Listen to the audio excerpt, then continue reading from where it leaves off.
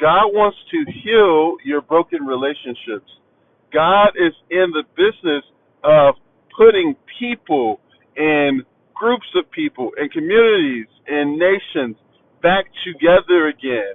Of course, I am not talking about putting you back in a toxic situation. I'm talking about healing you, restoring you, healing the other person, restoring the other person, or other people. God is in the business of reunifying and bringing people and things back together. You see, my brothers and sisters, we all are very familiar with Ezekiel 37, the valley of the dry bones, but the part that we skip over is what God tells Ezekiel to do after he brings the bones back to life. You see, he tells Ezekiel to pick up a stick and write on one broken part of the stick Judah, and the other part Joseph Ephraim, which means Israel, and put them together. And then he makes a promise that they're never going to be divided again.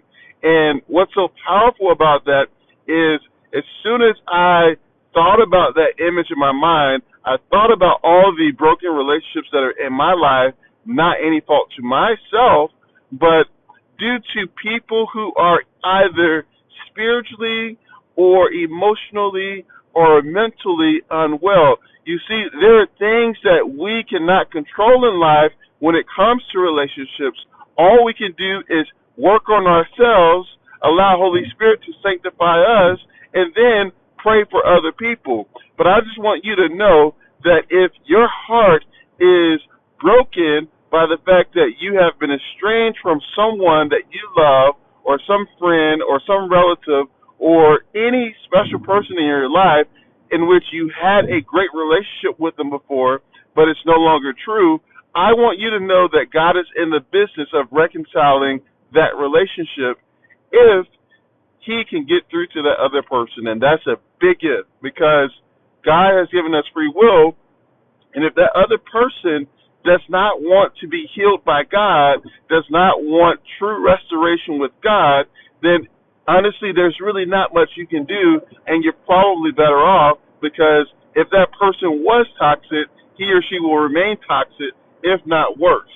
And so, really, at this point, all you can do is pray for them. With that being said, I just want you to know and be encouraged that God can still fix broken relationships if there's agreement on both sides. Let me know what you think in the comments.